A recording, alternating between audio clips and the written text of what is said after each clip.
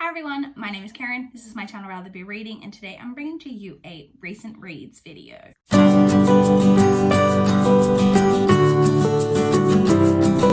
It has been a week since I last checked in for a recent reads video. This video is going up a little bit later than it normally does, just because I wanted to get my TBR up before this, but I am filming it a week after I filmed the last one. So I managed to read a total of 5 books over the past week with 1 additional DNF. So let's just jump straight in and talk about the 5 books. Well, and the DNF. Let's talk about the books that I read over this past week. So the first book that I read was The Girls in the Garden by Lisa Jewell. I listened to this on audio. It was narrated by Gabrielle Glaister and Amelie Jewell. Not sure if that's a relation to Lisa Jewell. So this also has an alternate title in some places. I think it's called just The Girls. And this is, so I believe that Lisa Jewell started out as a women's fiction author and then moved into thrillers. And I think this is one of her earlier thrillers. So it's set in London, in this area where there are quite a lot of like flats and different flat buildings that all have this communal garden. And there are a lot of children, like from kind of like 10 to like into their teens, who all hang out like in this communal garden.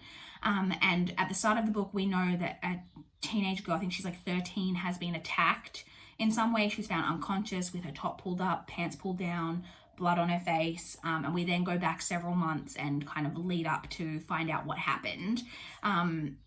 This was okay.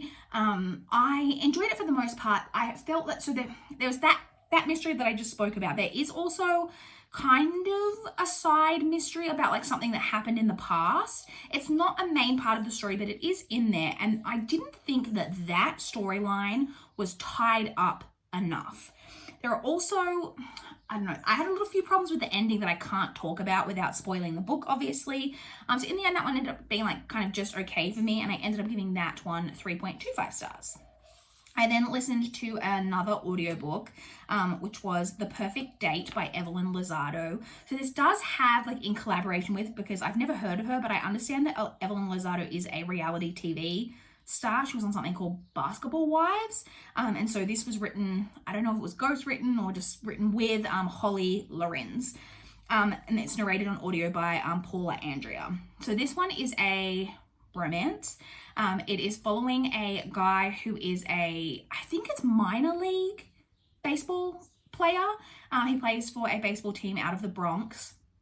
And he is having some issues. He has had an injury that he recovered from, but he's since tweaked it, and he doesn't want the baseball team that he plays for to know that he has this injury, because it would cause him to be dropped, and he's trying to recover as quickly as possible. So he is secretly going to this like medical clinic to try recover, and it's all secret. And then we're also following a woman who is a nurse at the clinic, and she is working there, and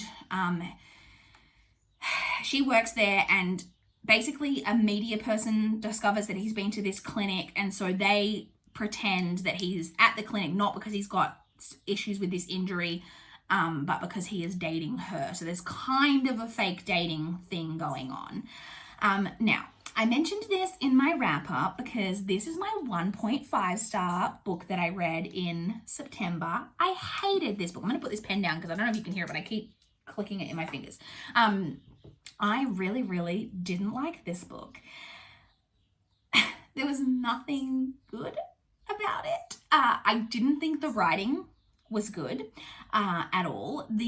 There is a lot, it's one of those books that's really, really dialogue heavy, which isn't necessarily an issue, but the language in it was very like slang, like a lot of like written, like, I guess like in some ways it can be perceived to be a good thing, like the way people would maybe speak, but like exactly how they would speak. And it just, I don't know, I just really didn't like the way it came across on the audiobook. And then I hated the characters. Both of them were terrible. There is a huge amount of women hating, just real hating on women from every aspect. The main female character is so holier than thou. She's a single mother, and in addition to being a nurse, because I think she's not officially a nurse, she's like in her placement, like work placement.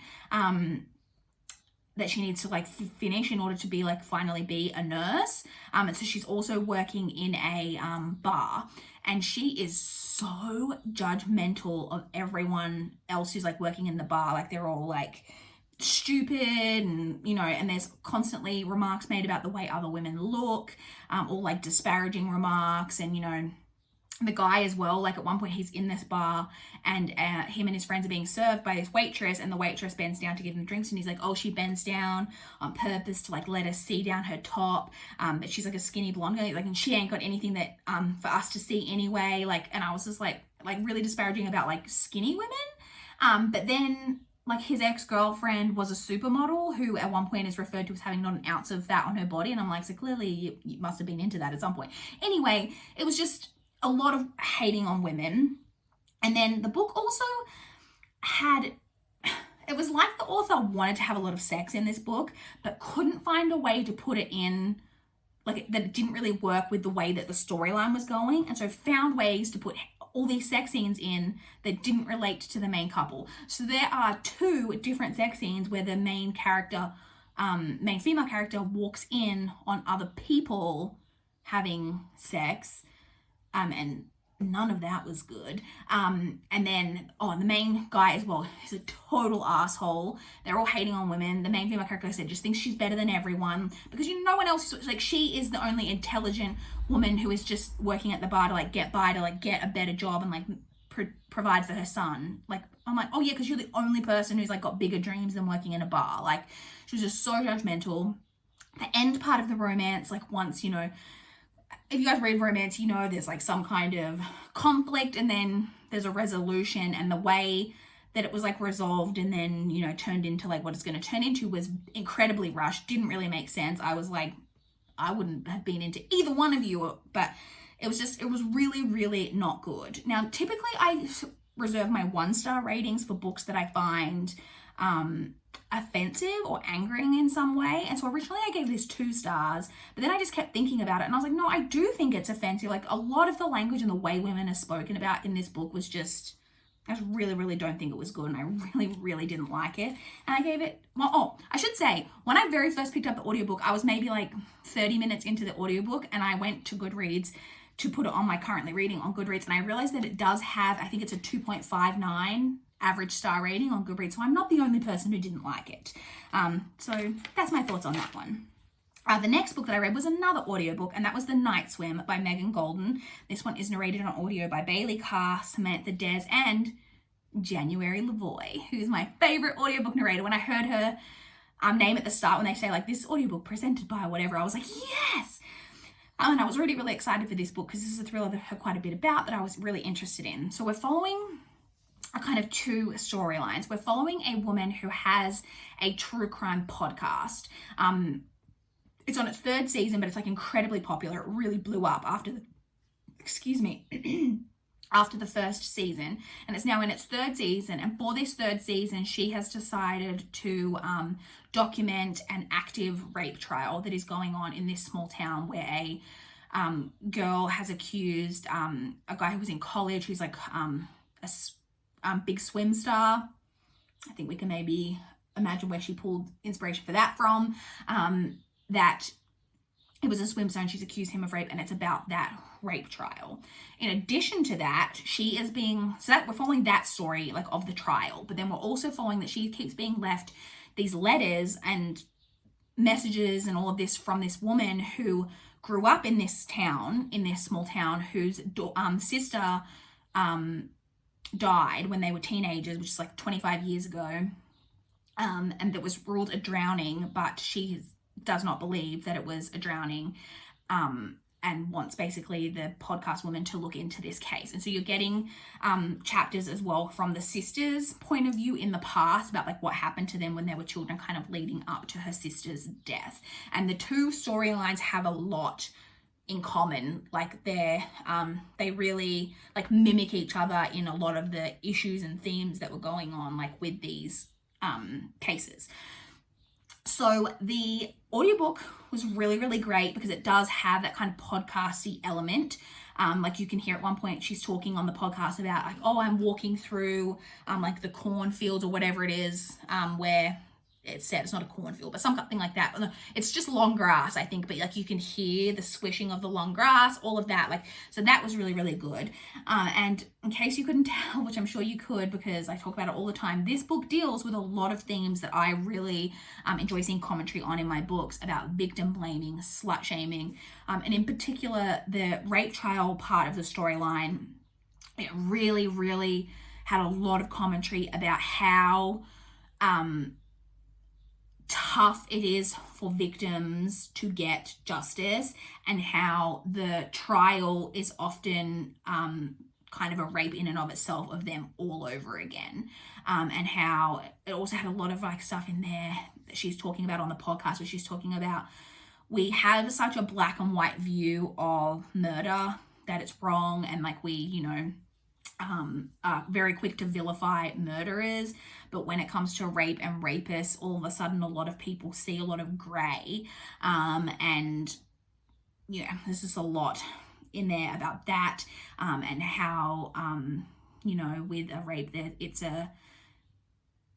not a dead body, it's a person who's still alive, who's then having to go through this trial and try to get a conviction against someone. And often, is it worth it?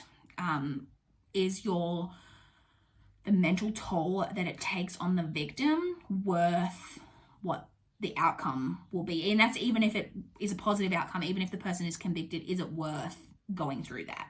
There's a lot in there about that. I thought the commentary and all that was really, really great. I will say this is more mystery than thriller.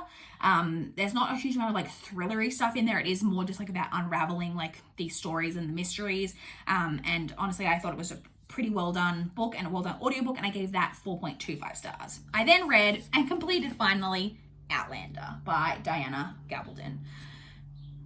This is a book that I have not struggled with a rating for a book for a while, like as much as I did with this one.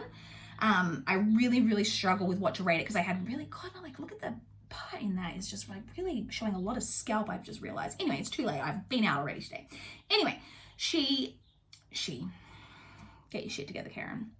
I had a lot of really, really mixed thoughts on this. So if you watched my recent reads video last week, then in my currently reading, when I was speaking about this, I was saying that one of the issues that I was having, when I was reading it, like I was getting through it okay, like I wasn't hating it or anything, but I had no desire to pick this book back up when I would put it down. I just would be like, whatever. I had no desire to go back and like finish the story, which is a problem when it's an 850-page book. So this took me like 10 days to get through, which is huge for me. Absolutely bonkers for it to take me that long, like for me and the way I read. And so I guess I should give a quick summary in case you don't know what this is about. This is about a woman named Claire who was a World War II nurse, and it is set just after, at the beginning, it's set just after the end of the World War II. She is with her husband on a holiday in Scotland, and she goes to this area where there are a lot of standing rocks, like a Stonehenge type of thing. It's not a Stonehenge, but like a smaller version of Stonehenge. She places her hand on one of the rocks and ends up being sucked through the stones, through time, to I think it's 1743. Yes, 1743 in the Scottish Highlands, and is now in 1743. And we're following that story. So the things I liked. I thought that the characters were really, really great. So we basically have two main characters, Claire and Jamie. I thought the characters were really well like fleshed out. We really got to know who they were as characters, both there, and they're like quite nuanced. Like they have a lot of flaws, and you know, they're quite nuanced characters. That was really good. I thought the historical setting and the setting in like 1743 in the Highlands in Scotland, I thought all of that was incredibly well done. The issues that I had, and I know a lot of people have talked about this, there is a lot of gratuitous, in my opinion, sexual violence. And yes, you can make the argument that it is set in a different time and things were different back then. And I am willing to accept that, and that is okay to a certain point. Because literally every man that Claire meets who is like a bad guy tries to rape her. And I was just like, after a certain point when it's happening like the third or fourth or fifth time, you're like, I get it. Men treated women differently back then, but not every single man back then was a rapist. And so it was just a lot. And it was like, and not, I will say she was equal opportunist, because it's not just sexual assault against women that happens in here, but it just started to get a lot. I also think that this is way, way, way longer than it needs to be. There are so many chunks of this book that I think could have been like passed down and pared down, whatever you want to, however you should phrase that, and could have been like taken out of this book. Like, we get a lot of just like traveling on the roads, and then we slept here, and then we did this, and now we're here, and let's have, like, there was a whole bunch of chapters where it was just almost like stories from Jamie's childhood, and I was like, this is all fun and everything, but freaking hell, this is a 900-page book. Do we need this? Like, it just like got to be like a lot. And I've heard that the books get even longer, which kind of boggles the mind. So I ended up giving this 3 stars, just a straight 3-star rating, because while there were some parts that I thought were really well done, I did have problems with parts of it. I do have the second book. I've put a request in, because my library has the books in this series on audio, so I've put a request in. I am going to read at least the second book and see how I feel, because I've heard a lot of people like continue on with it and then end up just dropping the series, because it just, I think, like, goes on a bit too long, and the books are really, really long. So we'll see how I feel after I read the second book, whether that's enough to draw me in to want to keep going with this entire series, a series that I think is like it's 7 or 8 books at this point, and that are all really, really long, or whether I think, nope, that's enough for me. I don't really need to figure out exactly where this goes. So like I said, 3 stars for that one. I then had my DNF for the week, which was a book called Deep Dish by Mary Kay Andrews. This is a women, I think I would put this more like in the, it's like a women's fiction chick lit. I would say more chick lit because it's more on the like humorous side, I guess you would say. We're basically following 2 characters. We're following a woman who is on like a, I don't think it's like a national, it's like a cooking channel that is broadcast somewhere in the South. But the show is basically being cancelled at the end of this season due to circumstances. And then there's also a guy who has some other type of cooking show that's maybe on like a small cable channel or something, I don't really know. And both of them are basically going to end up competing to be for their show to be picked up and aired nationally or whatever. I listened to, it was on audio, I think it was like 21%. It was the equivalent of like 80 pages out of a 400-page book. And I'm not going to lie, this one is a little bit maybe to do with circumstances, because I had a really stressful end part of the week at work. I was working on a really big project that, I'm not going to lie, took quite a lot of mental capacity. And so I was maybe not connecting with this the way that I would have if I wasn't working on that project, but you know, life is what it is. But there was so much unnecessary cooking details. And I will admit, if you watch my vlogs, then you probably know I hate cooking. I don't enjoy cooking. It's just not something that I enjoy, but I like food. So often in books when there's descriptions of like food or meals or cooking, it doesn't necessarily bother me because I like eating. But there was I guess because they're on the cooking show, there was a lot of descriptions of like what they were doing on the cooking show that I just found incredibly boring. And then I also didn't like either character. The female character, and there was a lot of like the female character, like she's got her younger sister living with her, and she makes comments at one point about like, oh, you can, I'll take you here, but you have to take off those shorts that have your, like, I'm not taking you anywhere with your ass cheeks hanging out of your shorts. She probably doesn't say ass because women of the South wouldn't use that word, but do you know what I mean? It was just like, she was very like judgy female type of thing as well. And I just really wasn't liking it. So like I said, I just decided to not continue on with that one. And then the final book that I did complete was Stranger in the Lake by Kimberly Bell. This is a book that I did have a digital copy from NetGalley in exchange for an honest review. I'm just trying to sneakily click onto my NetGalley over here because I've forgotten the publication date. It was published on the 2nd of September, so is already out in case you're interested. So this is a thriller that we're following a woman who is married to this man, and he had a wife, a previous wife, that drowned in the lake where they live. And it was ruled a drowning and everything, but there's a lot of suspicion in the town that they lived in. Like most people in the town think that he murdered his wife. She doesn't. She's married to him and loves him, presumably, obviously. And then, however, she, at the start of the novel, is doing something, whatever, and she finds another body in the lake. Another woman has drowned right under their dock, like leading up to their house on the lake. And so that obviously causes all kinds of issues, and we're basically following that story. I liked this okay. I honestly, not a lot happens in it. It's one of those thrillers that's, as you're reading it, and then you like you kind of get halfway through, and if you pause at that point and think about like what's happened so far, you're like, not really much has happened. Which isn't necessarily like a bad thing. Like, it's definitely like more of a slow moving thriller, I would say. I did like that the main character is not like someone who's like inserting herself into a police investigation, which I like, because I really get annoyed sometimes in thrillers when, you know, a typical person like me, if I discovered a dead body, God forbid, would then all of a sudden manage to worm my way into police investigation. Like, it's not a thing that is realistic. But she's not really. She's just a victim kind of circumstances. She happens to find this body and then is obviously around like the police investigation near it because she's living in the house, and the investigation, a lot of what's happening is happening kind of right there. And they are friends with a man who's like involved in the investigation. So she hears things, but it's not, and she's not actively like trying to go out and question people and all of that for the most part, if you know what I mean. So I liked that. I did think it was pretty predictable. Like, there was nothing that happened at the end of this. So there was the main part of it, I like guessed pretty early on. I was like, this is where we're heading, and that's where we headed. There was something else that happened kind of at the end, a little added element to it, but that wasn't particularly shocking either to me.